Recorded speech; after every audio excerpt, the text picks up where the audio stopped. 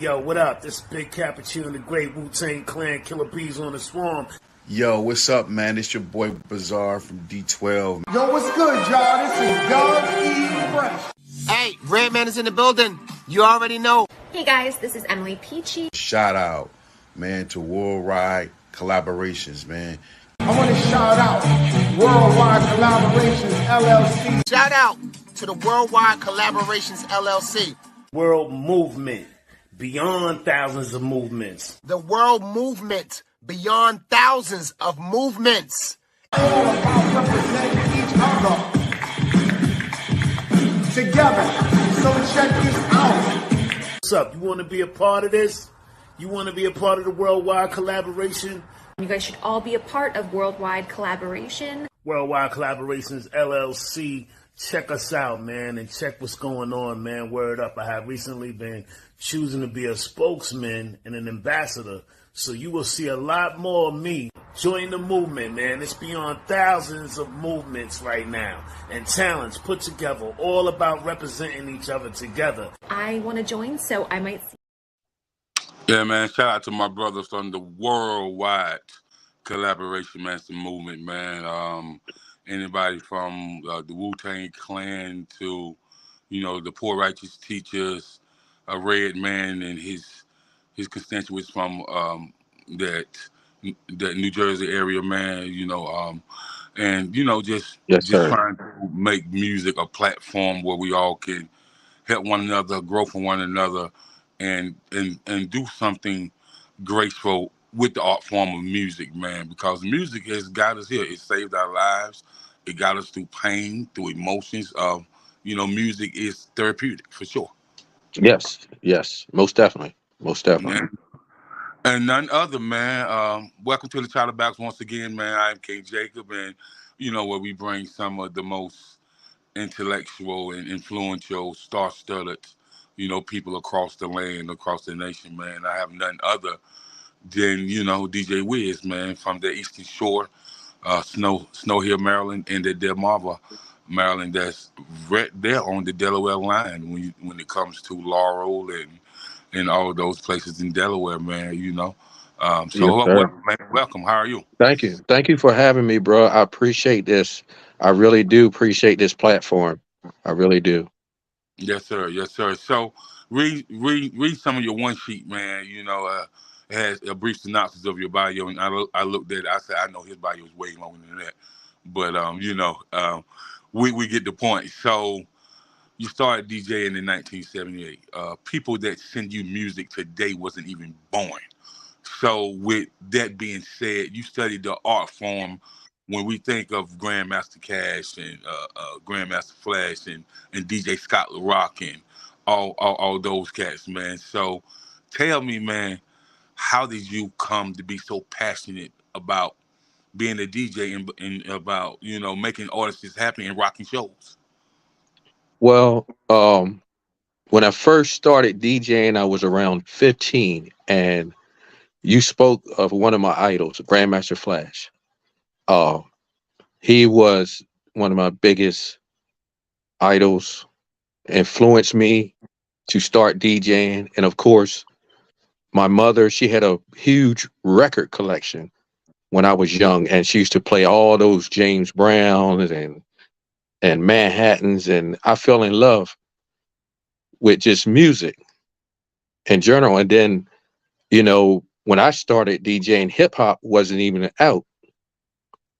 I was DJing. I started DJing with disco and Motown, and most of that, you know, was live musicians.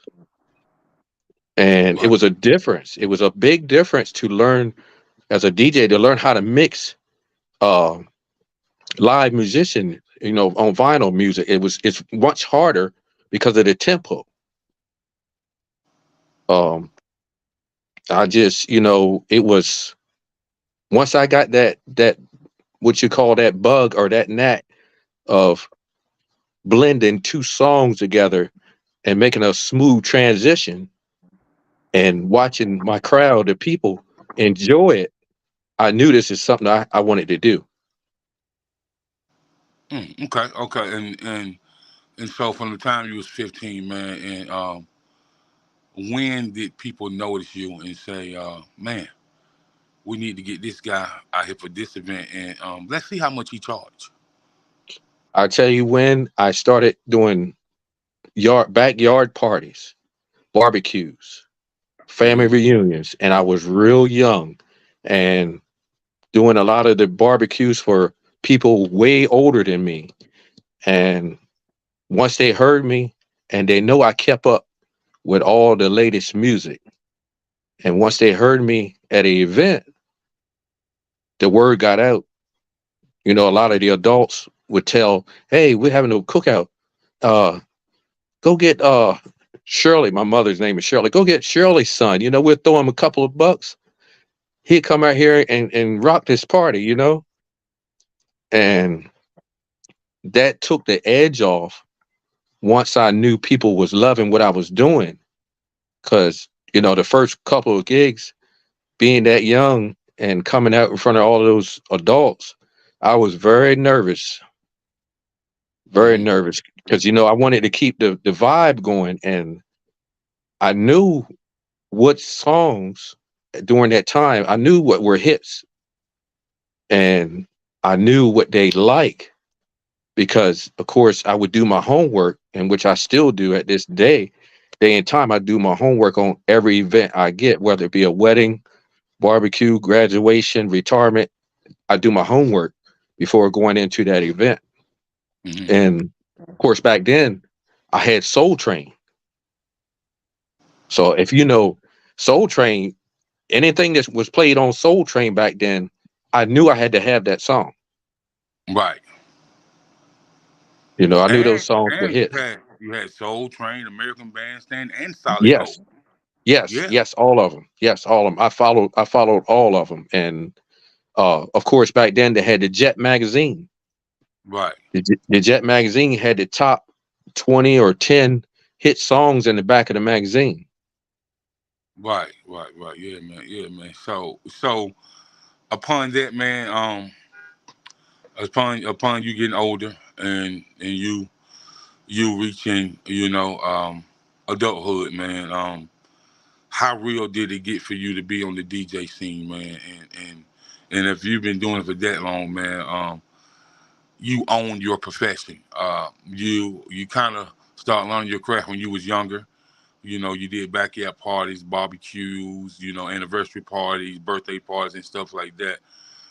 But to get into that nightlife, when did you approach to get into that nightlife? That nightlife. I started getting into that nightlife um, probably in the 80s. Um, Back then, there was a lot of DJ crews.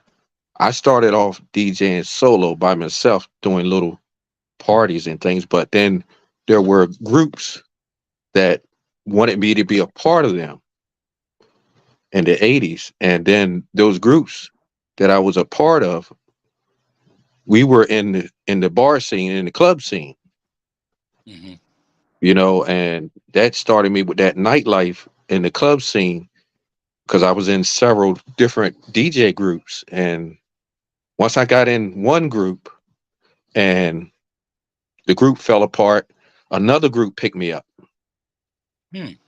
And once that group fell apart, another group picked me up. And then after, getting that experience in that nightclub and bar atmosphere, that was like the breaking ground, the breaking point where I know I can do this solo. I can do this by myself. I don't even need a crew, Hmm. and eventually the last crew that I was a part um, of course, all of them has passed away, and I'm the only one left that was with that crew. And I continued on, doing what I love because I love to do this. I mean, it's just you gotta love it because if you don't have some type of love for this DJ thing, I mean, I know DJs that go in and play for events and they could care less if the event goes well or not. I'm just the opposite. I want people to be talking. When I get done with that event, I guarantee to get one or two events out of each event I do. So what you're saying, when you do event, you're guaranteed to get 2, 3 bookings out of that event. I guarantee it because I'm gonna make sure. I'm gonna make sure that I will put on my best, and right at the beginning of the event, when I have one or two people come up, the night is young, and they ask for a business card, my job is done. Right. Okay, You know, so we always talk about music, man, but I always like to talk about the art of DJing because it's an art form, you know. So man, what makes the art form have its own uniqueness when it comes to DJing, being a great DJ, and being a public figure as a DJ?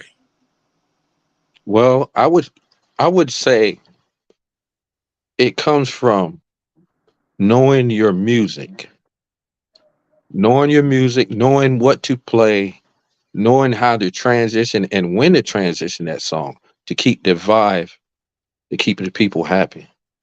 Hmm.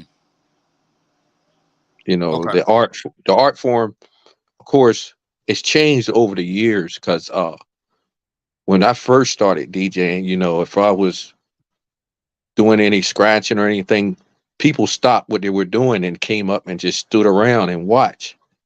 But those days are gone. They don't do that anymore because they could care less if you're doing that now. They just want to hear the hottest songs. Hmm. And so, when it comes to in your area, in that Eastern Shore area, how was Eastern Shore introduced to hip hop and Eastern Shore, Maryland, it is, and how did it affect you know the live bands? Was they able to move with the times, or were people still digging live bands? Upon the rap scene coming along. You had some people that were still, wanting to hear live bands, but then, when Sugar Hill, Sequence, and all, too many to name, but all of those groups started to coming out, and the hip hop hit the scene. It was like it was a big thing, when it hit the scene. People wanted to hear, you got Sugar Hill, you know, uh, wherever I went, you got Sugar Hill. I mean, I was still playing a lot of the funk and the Motown, but then when hip hop, Sugar Hill hit, Sequence, and all those other old school pioneers hit, they wanted to hear that. It's funny you say that about Sequence. I'm always talking to Miss Cheryl Cook and Miss Blundy, and because it's kind of hard to talk to Angie because she always on the road. But I'm very familiar with Sequence. I actually um, have them probably coming on soon. I was supposed to interview them before, but things didn't work out. But when you talk about the old school pioneers and how I see how much love the old school still get, I'm like, wow, cause I'm thinking, when I was a kid, looking at, Beach Street and breaking two and things of that nature, man. And so how important was that break dancing battle era? How important was that to DJs as well? Oh, it was very important to the DJ. The breakdancing when it hit, uh, you had to have the type of music that these guys. You could be somewhere DJing and they want to hear uh Planet Rock, Soul Sonic Force, or any of that stuff that they could pop, lock, and breakdance. It was a very important to So the. what is your most vivid memory about the era, man? What is something that you've seen in that breakdancing, that pop lock era? On how you know people love the DJ that can kind of excite that music and like how how you had Ice-T on the microphone. He said a few raps here and there in breaking, but the DJ was cutting that thing up. He was just cutting that thing up like crazy, man. And so when those dancers used to come up to you, man, and say, "Man, where you gonna be at next?" Because we gonna come through, man, and how you connected with the break dancers and the dudes that did pop lock and stuff like that, man. Like, how was that connection for you, man? And how did that connection grow as you started moving all around Maryland? Well, I actually I didn't connect with a whole lot of them. I seen a lot of them at parties. Me myself, I didn't actually DJ for a lot of them. I know other DJs that did DJ for them. Myself, when I went to go to see the movie Beat Street, I was hooked. That movie, I was hooked when I seen that movie. I was like, man, all those tracks that were played, I made sure I got all those tracks just in case. Um, I'm somewhere and I have been somewhere where I've DJ'd and they got the cardboard out and they start breakdancing, and it was cool because I kept it going. I kept rocking, cutting it up, transitioning into more songs so they could keep breakdancing because the people were really getting into these guys breakdancing. I didn't have a real big connection with them. Okay. Yeah. And so from that era, I'm so glad I had the chance to have you on the platform because there's not too many people where I can talk about different eras when it comes to the hip hop. And so, it gives me great pleasure, man, to have you on the platform and welcome you, man. And I appreciate you. I really do. I say this, I speak for all DJs near and far around the world. I speak for all DJs. We DJs have always been the back burner of this whole music thing. This whole music, and we are the back burners. And a lot of times, the DJs don't get the credit. They don't get a dime. They don't get no credit for breaking someone's record after they made it, big. Um, it's been going on for years. Okay. I just want to say shout out to my big homie Carnell, man. Thanks for tapping in with us, man. All thanks for tapping in from Augusta, Georgia. Appreciate it, brother. Appreciate you, Um, bro. no doubt, no doubt. So it transitioned from the pop lock to breaking. So now we have, Dr. Jekyll and Mr. Hyde. We have the Beastie Boys. We have Run DMC. We have the Fat Boys. We have JJ Fad with Supersonic. We have the likes of Salt and Pepper. We have, BDP, DJ Scott the Rock, and KRS One, and then we also have the whole Uptown movement. We have the Def Jam movement, the Uptown movement. So Mm. for you, when it transitioned from the Sugar Hill Gang to Cats was just more insightful. They did more studying with the way they present their vocabulary to an audience. So how did that transition for you as a DJ as well? Oh man, I love that era. All the artists you just named, that transition, man, it went well. I mean, once they hit and I started playing all of those, people were hearing those tracks like on different radio, WBLS and New York and different, radio stations. And as soon as I would go to a party, hey man, you got that Fat Boys, you got that Run DMC or that Grandmaster Flash, Furious Fire, Melly Mel, when it hit, oh man, it was a good time when all that music hit, because as you know, right, today, that is music that will never die. Right. That they'll be playing this music forever. You know, it's funny you say that, man, because I tell people all the time, they look at me like I'm crazy, man. I tell the youngest, I say, man, I don't care what concert you go to. I've been to a Dougie Fresh concert and I felt like I was in a nightclub, in a party, because Hmm. everybody was partying. Like, nobody rock a show like Dougie Fresh, man. Like, Yes. nobody, man. Like, Yes. I'm saying, man, like, this dude ain't made nothing in probably 30 years, man. He still get $30,000, $40,000 a show. Oh, and yes. and they willing to pay him. Like people like him and Chubb Rock and MC Light and Special Ed and people like that, man. These cats still selling out shows, man, and getting $30,000, $40,000, man. You know what I mean? Yeah. Yeah. They are great entertainers. They know how to entertain. They know how to rock that stage, man. They know how to rock that party, that event. I love it. No disrespect to the new upcoming artists, but you need to pay homage to these pioneers. Absolutely, absolutely. And shout out to you, Miss Debbie, for tapping in. You know, we definitely appreciate you tapping in on the live where we talking about these generations of hip hop and the art form of DJ and you know how DJs have changed and adapted to the different eras of the hip hop culture.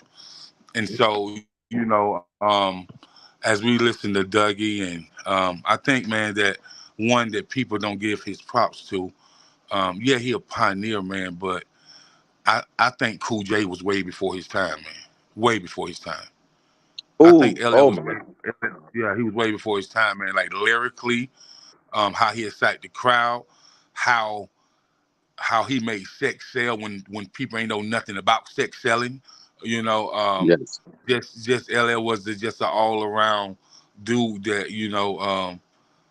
the women love him, so the dudes didn't have no choice but to follow suit. You Yes. know what I mean? LL. Yes. You Very, know, very, very, very lyrical. Very. Oh my goodness. And I think that's a lot now is what they've gotten away from is the lyric, being lyrical like that because um some of this is just then it's not making sense. It's not making sense what they're talking about. right, You right, right, know. right, right, right. You're absolutely right, though. You're absolutely right. So after LL, we had this kind of new wave. We had a fella by the name of Rock M, and he taught MCs how to be an MC. He taught you how to be street and intellectual at the same time. So you had the era of Rock M. You had Big Daddy Kane. And then you had this 15-year-old fella by the name of Nas that followed Rock M, but he was coached by a fella by the name of AZ. So from how they mix the lyrics up with the street vibe, with the graffiti, and with the hard hitting beats, with the 808 drum pattern.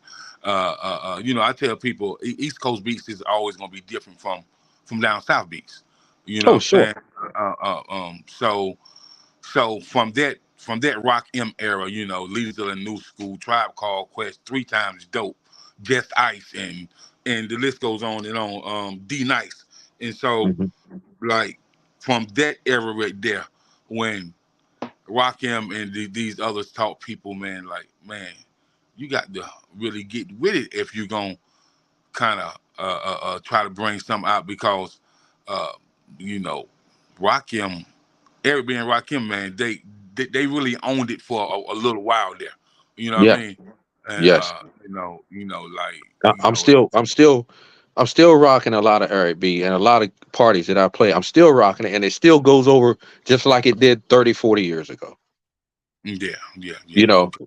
when they hear it, especially when you deliver is how you deliver as a DJ. Uh I've been in parties where I can remember years ago I was in a party and I had this guy tell me, please don't play no Michael Jackson. I can't stand Michael Jackson. Well, Hmm. I said, well, I'm gonna try. I'm gonna see what this guy does. I had this same gentleman on the floor dancing, and I transitioned, beat it, Michael Jackson in, and dude came to me later and said, "Man, I don't know how you did it, but you had me out there dancing to Michael Jackson." I said, "It was a delivery. It was a transition." Hmm. You know, I called you. I called you out there, and you didn't expect it. Right. And so then we went from the, the LL era and stuff like that, and then the Rakim era, the Big Daddy King, and so Big Daddy Kane said, he said, man, I was a smooth operator, I was a lyricist. He said, but when NWA came out, a lot of us couldn't sell no records, man, because everybody went to the gangster music. So from the lyrical presence, making people think, to the gangster music, saying, F the police, you express yourself, the Rodney King situation, and that kind of put in NWA in the forefront because of the Rodney King situation and the police brutality that was going in LA. They came out with the song F the Police. And so how did kind of DJs transition when the West Coast let people know that they have a voice as well? Well, for me, I mean, I was playing some of that West Coast, but it wasn't that big here where I'm at. It didn't. Only a few people maybe was rocking to NWA. A lot of people wasn't really feeling NWA, at least here where I'm at. I mean, I can't speak for anywhere else, but here, it had to be a certain party for them to to feel that NWA, or Ice. I mean, now Ice Cube and some of the other West Coast rappers, Snoop. I could play them and get away with it, but NWA was really on that hard tip. Yeah. You had groups like NWA, Compton Most Wanted, you had MC8. So, you had to be a kind of if you was on the East Coast, you kind of had to really study what was going on in LA to really understand where them guys was coming from. Right. But later on, once we seen the Menace to Society, we understood the gang culture in LA and really how the gunplay affected families in LA, along with the crack epidemic. And so Yes. with that said, I feel like music kind of transitioned. Then it came back to the East Coast because Wu-Tang Clan told you there ain't nothing to play with. You know what I'm saying? So here Right. you got a group of brothers, and there's about 20 of them, and all of them rap like they just graduated from Harvard. You know what I'm saying? Right. You can tell these brothers studied. So with that whole, it was a few cats that was out there with Wu-Tang. Like you still had Nas, you still had like Tribe Called Quest, you still had like Mobb Deep, and so with their whole Wu-Tang movement, do you think there will ever be another group of black individuals between 15 and 20 people that move in unison like that? I don't think so. I really don't. I really don't think so. I think that Wu-Tang era, during that time, I don't think it'll be another to come through like that.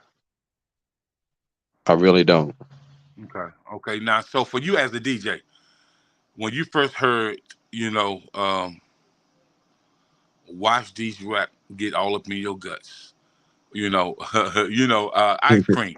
You know what I'm saying? When Yeah. you first heard these cats on their ice cream, then they had the ice cream remix, man. Then and then you had the Wu-Tang albums. Then you heard this amazing voice from Wu-Tang go solo by the name of Method Man Takal. And so when you start playing those records by Wu-Tang and start playing some of their solo of people like, you had Method Man, then you had Ghost, then you had the RZA, then you had Raekwon come out, man, and then you had one of the most favorite of all, man, that made you want to clown, made you want to party, made you want to be happy. ODB. I tell people, man, ODB, man, made you realize that even though you're from the streets of New York, you can still have fun on the track. Cause Oh yeah, he had fun making music, man. he did. He did. You could tell. ODB really enjoyed making music. He really enjoyed it. He did. Yes, he did. What's up, Nathan, man? Appreciate you checking in, man. Yeah, man. So with that, and then you seen the era.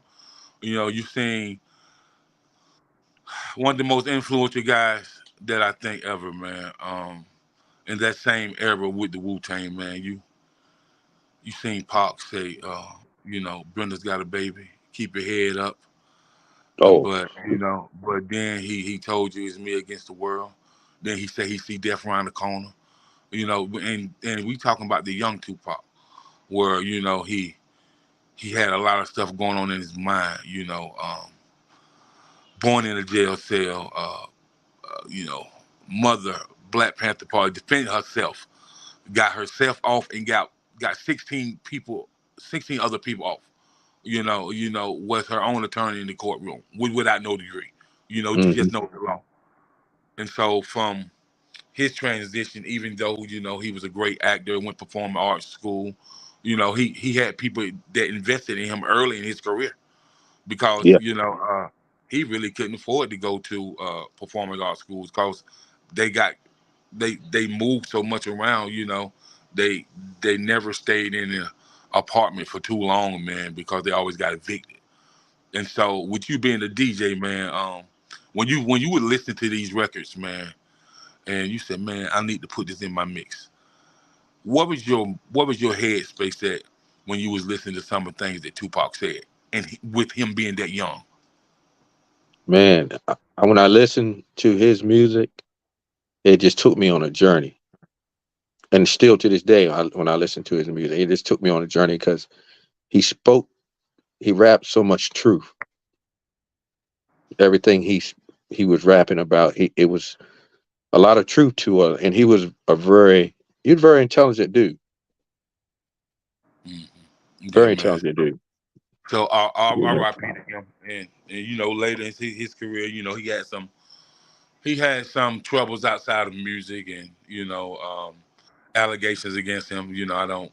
I don't never say what a man been convicted for. I said what a man has been accused of, because we Right, don't really know how true it to be when you accusing somebody of something. We just know that they are in a bad situation that they may not can get out of. And right. and so with that being said, I like to say to my brothers, um, man, stay safe, stay prayed up, man, because it's so Yes, hard for a black man that we walk on this American soil, man, and we don't know what's going to happen. So I tell people the biggest flex is to go to your destination and back and make it back home safe from your destination. With you being a black man or a black woman, that's the biggest flex that we ever can. That's worth more than any amount of money that anybody can ever offer yeah. you. Brother, you said a mouthful right there. I'm telling you, just to be able to go to A and make it back to B. I'm telling you, because you just don't know what's out there. You don't know what's gonna happen. You don't know. You just don't know from one day to the next. You just don't. That's right. That's right. So you know, Pac, he made some phenomenal music, but then you had this. Then you had one of. We're gonna rewind it back a little bit. Do I think that there will ever be a fella that was lovable and loved everybody, embraced everybody like a Heavy D? I don't. No. I got my first gig on a radio station was with on Raw Truth Radio network out of Mount Vernon, New York, and shout out to DJ Mike G, man. Some of the things we used to talk about Mount Vernon and talk about how Heavy D just loved this whole community, He man, and did. you was not coming on his block with that nonsense. Like he didn't play that because he Mhm. he loved the kids. So when I think about Hev, man, and when I think about you being a DJ, he made some feel good records that you enjoyed playing. Am I correct? Yes, sir. Yes, sir. I still play. I still play his music also today. And I mean, his always he had some hits. Hmm. He had some bangers. He had some bangers. Some bangers. And so Yeah. speaking of that, man, you played some of his bangers, but he had some label mates, man. He had Jodeci. He Hmm. had Mary J. He had Father MC. Oh yes. He had Christopher Williams. He had Al B. Shore. So to Hmm. really play all them label mates from Uptown Records, man, you know, how was that mix for you, man? When you mixing all these dudes in on your mix just from the same label? Oh, it would mixing all those guys from that same label. That went over well. Um, because all of them had some fire. Each one Uh-huh. of them you name had some fire, and I know which ones to go to keep the party moving. You know, Right, right. Okay, and you okay. you name. Oh my God, you name one that you hit it, and I forgot Father MC. Oh my God, yes, Father. And a lot of people, you mentioned Father MC, they don't even know who you're talking about. That's right. That's right. That's right, man. And then, man, you had this rap was transitioning, and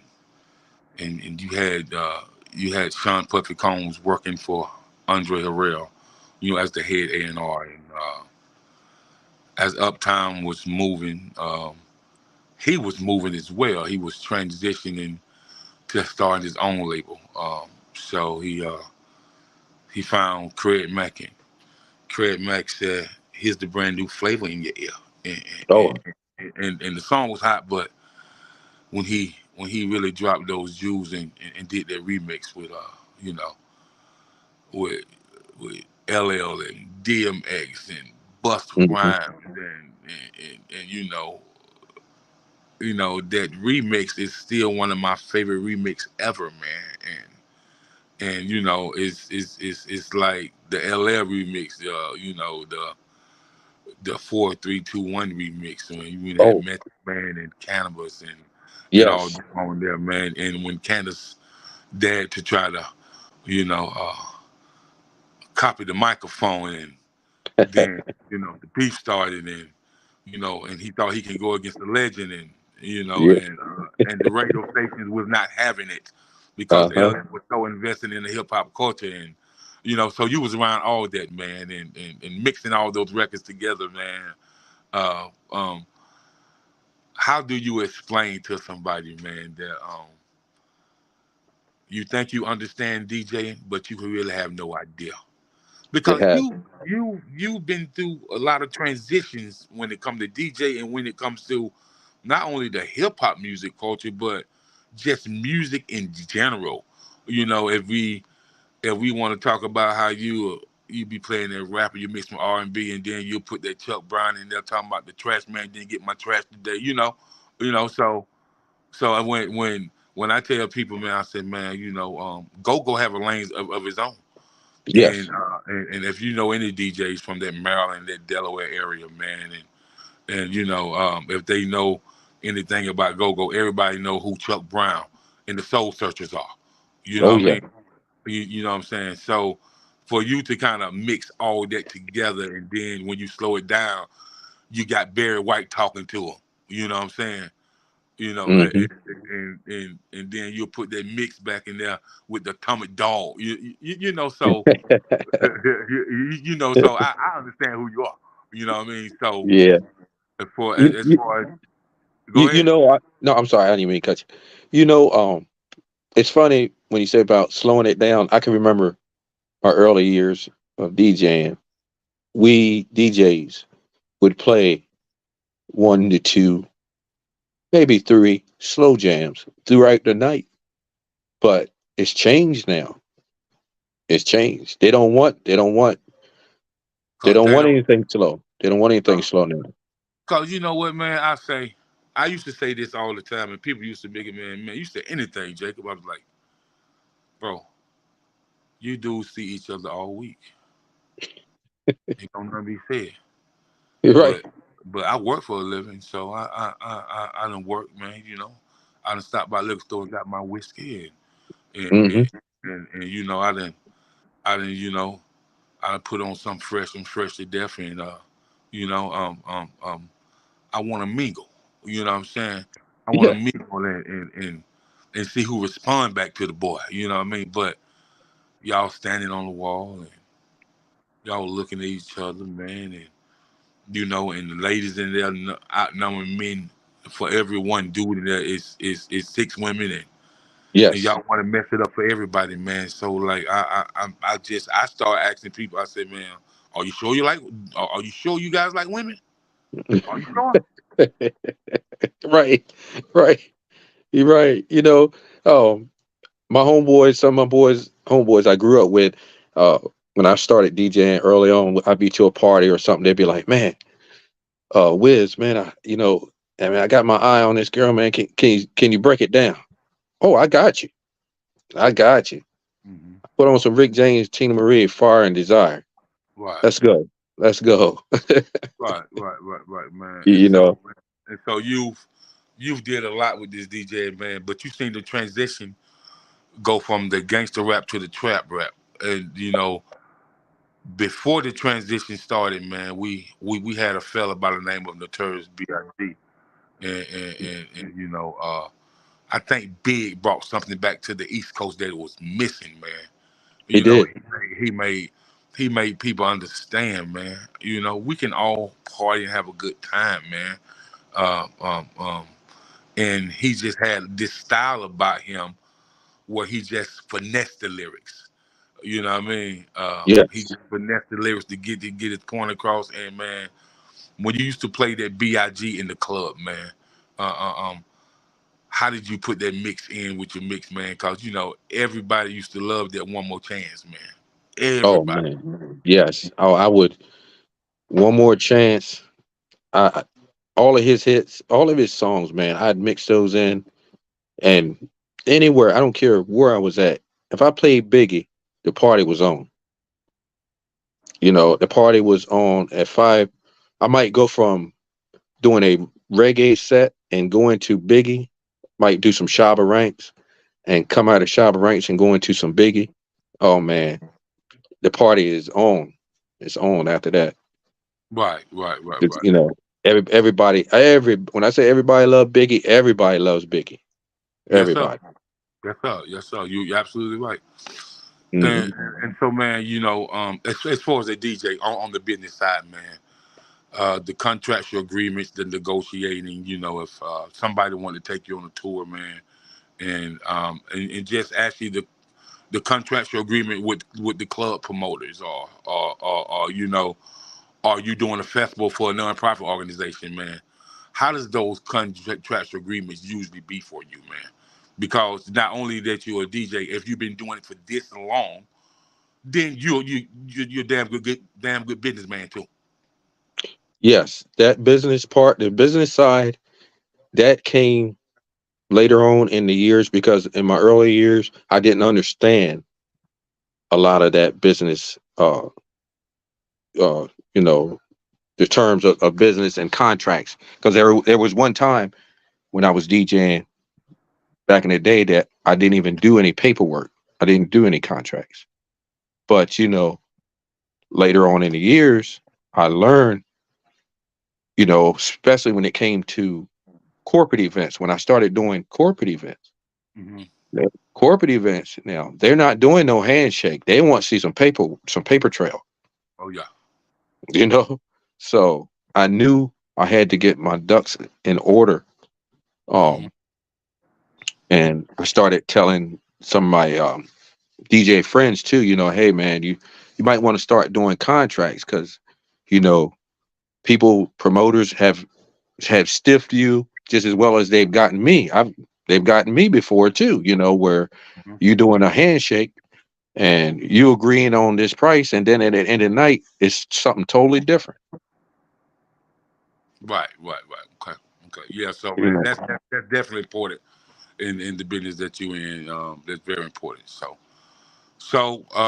I see that you guys have is it the Hilltop Festival coming up? yes, I am the founder of that event. Started this will be our 13th year. We had to lay off a couple of years for COVID. Um, but yeah, the town is called Snow Hill, but we gave it a nickname, the Hilltop, We call it the Hilltop. And when we came together, me and my friends in the committee, we wanted to name this festival a Hilltop Day in the Park. Is And that is that from the radio show, the Hilltop Show with DJ Sean? no, no, this is actually something we started from our hometown.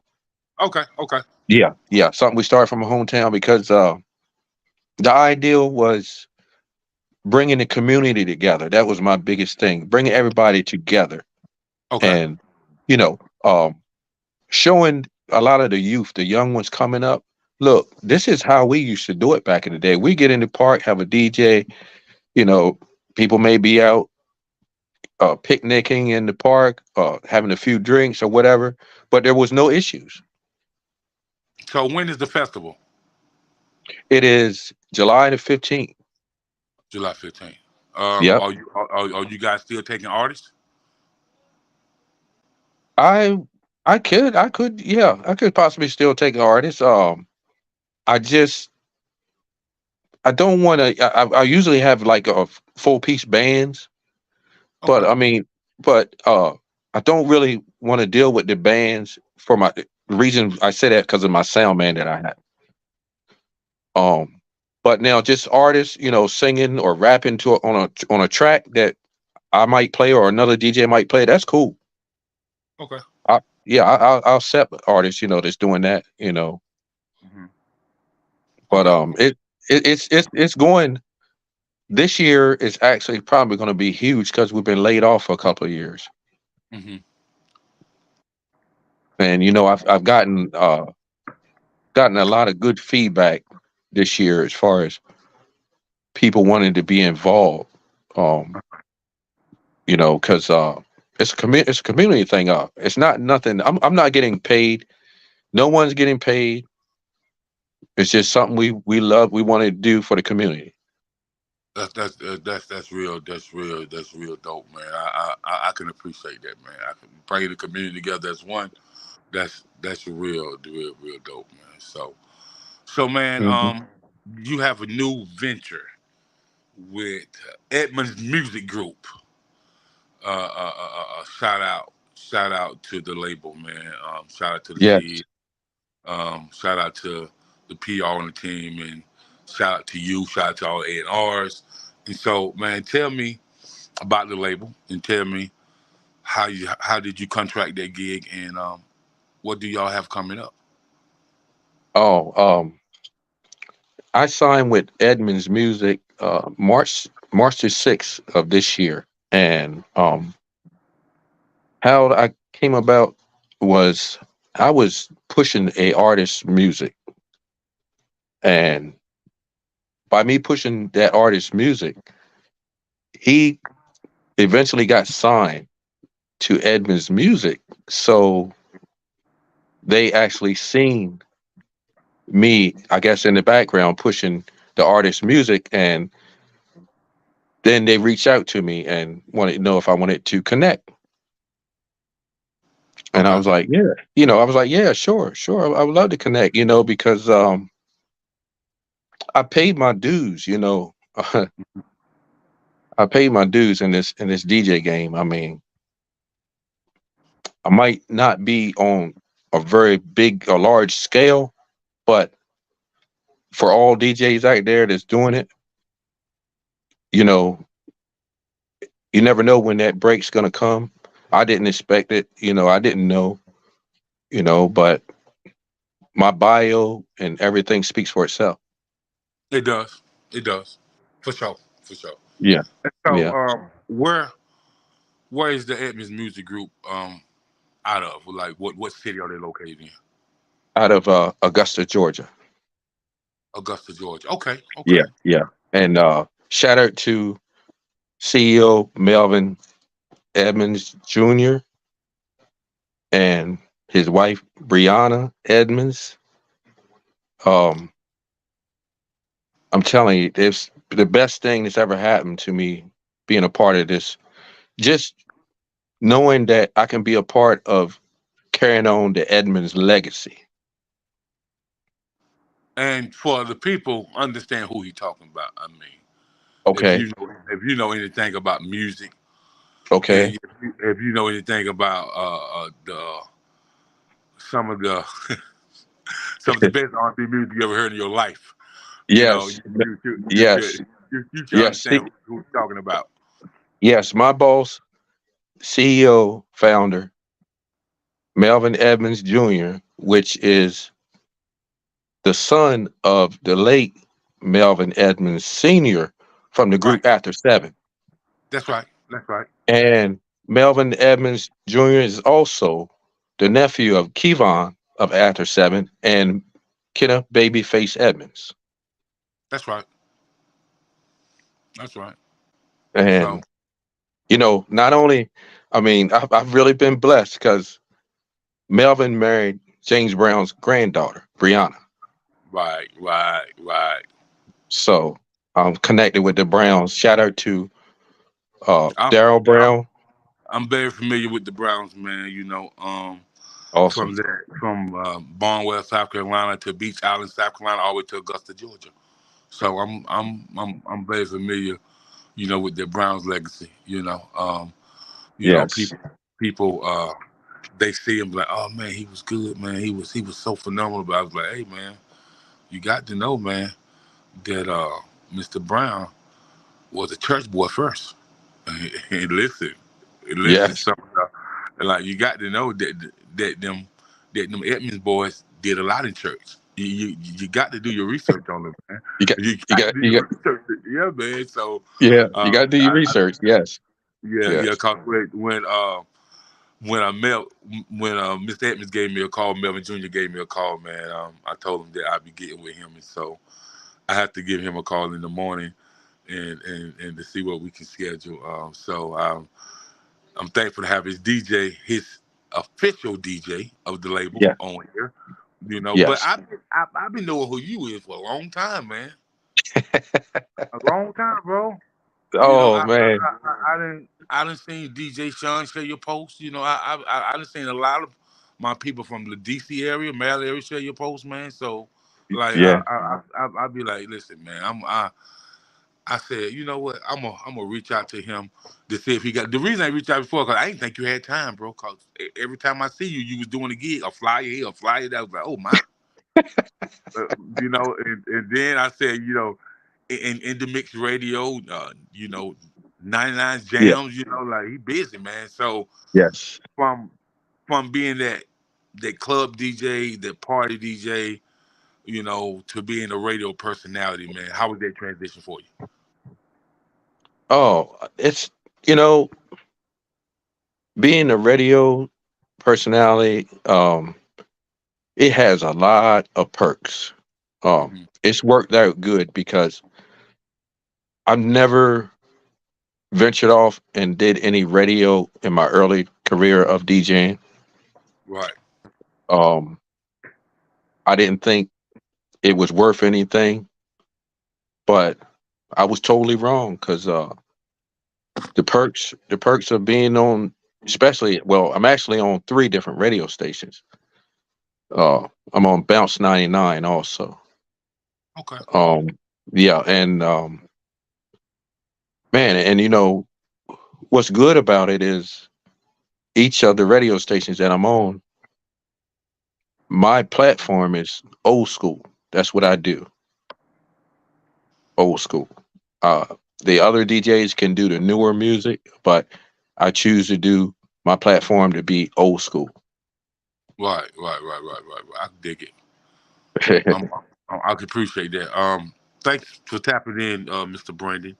We definitely appreciate you, man. Definitely appreciate you. And he said you the best DJ. Yes, sir. Thank you, Brandon. Thank you. I appreciate you, Brandon. Appreciate you, brother. Appreciate you.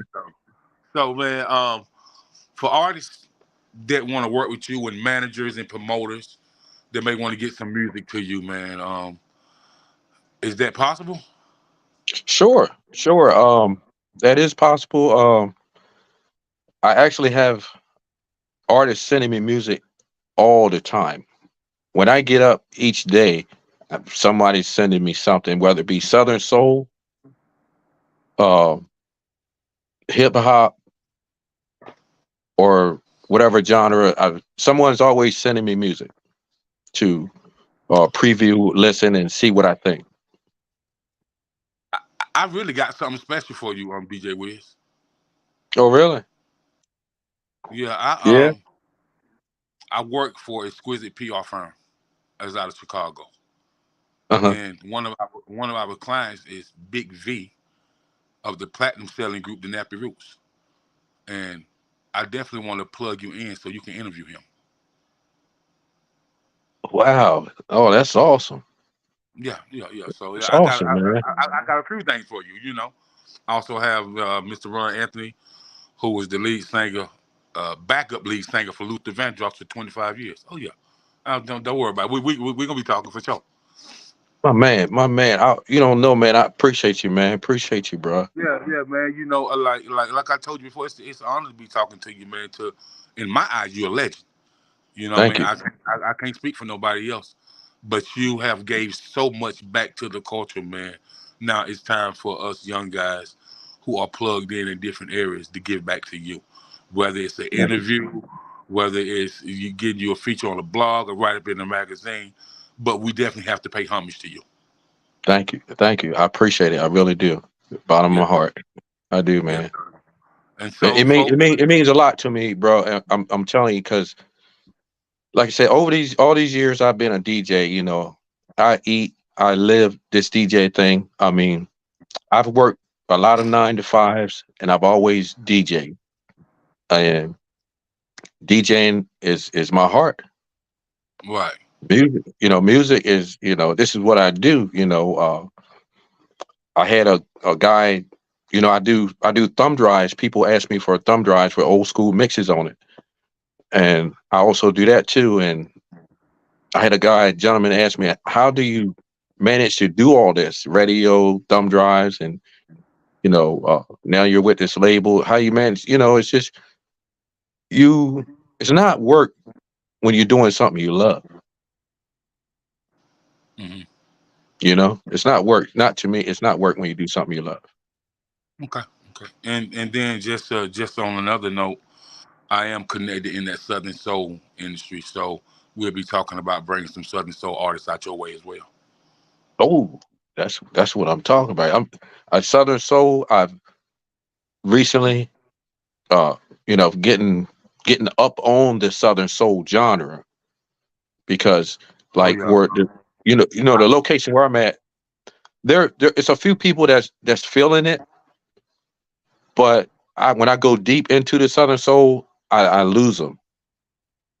Yeah. Well, If it's I'll be plugging you in with a few people that'll be loading your email up with Southern Soul artists. You know what I mean? And cause to have a Southern Soul mix show out there in Eastern Shore, Maryland. Man, yes, yes, look at King here. George, King George.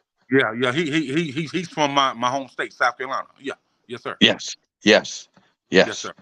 yes, sir. King George. Yes, I need all the King George. Yes, sir. Yes, sir. So I definitely be plug you with some people, man.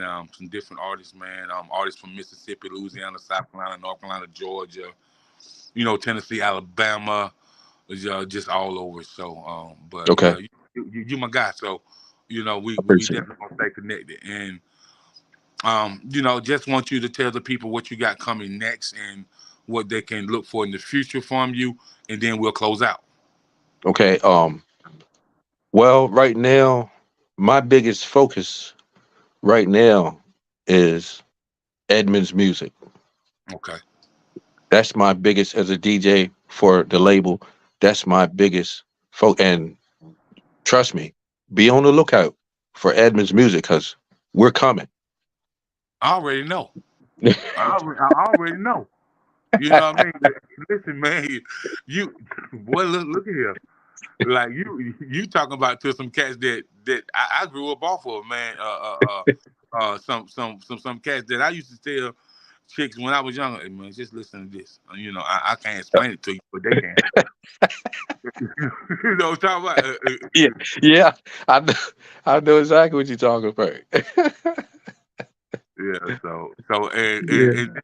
this I think this your people's tapping in. So she said great job. Oh, that's my queen. That's my Okay, queen. okay, okay. I love her. I love that my queen. Look, I'm gonna tell you, bro.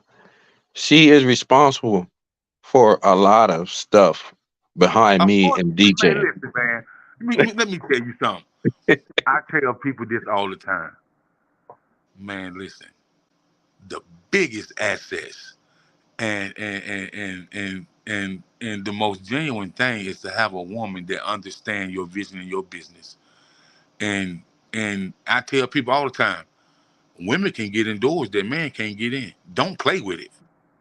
Hey, you set them by full right there. Yes, yes, yes, sir. And my wife is Hmm. so supportive of me, of my DJ career. I mean, not just helping, just buying pieces of equipment that I might need. I mean, you just don't find that in everyday. No, You don't man. you don't find it. No, man. So I'm And thankful. I would say salute to her, Yes, because a rare breed, and you just explained to us why she's a rare breed, and so I would say salute to her, man, and I just pray and I hope that God just keep y'all in union as one, and that's a beautiful thing. I thank tell you. people marriage is the most sacred thing, the most sacred union ever Yes, known in the universe, and so people that have that and have that connection and have what we call that spiritual bond. You know what I mean?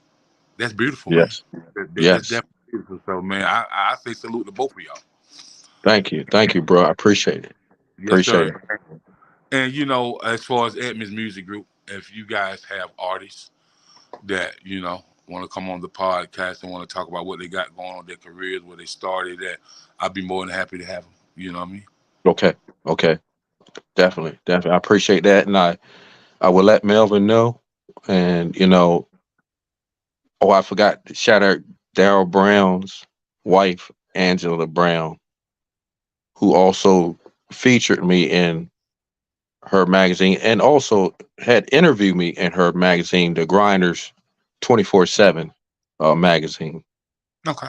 Okay. Yeah. That's dope. That's dope. So you heard it first, man. DJ Wiz, man, been in business a very long time. Um, Made a lot of breakthroughs, and he's stuck around throughout uh, the generation of hip hop culture.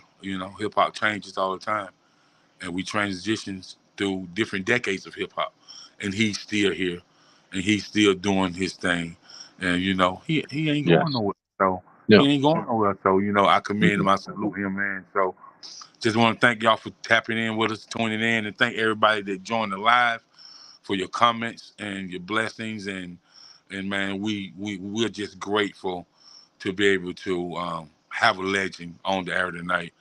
Phenomenal person, phenomenal interview. Now I just want to say, man, if you don't do nothing else for me, man, just stay blessed by the best. That's all. Thank you, bro. And you do the same, bro. And we will be in touch. Yes, sir. Yes, sir. Yes, sir. We will be in touch, bro. And I appreciate you from the bottom of my heart. I really do. I appreciate you. Yes, sir. Peace and blessings. Have a good night. All right, you too, bro. All right.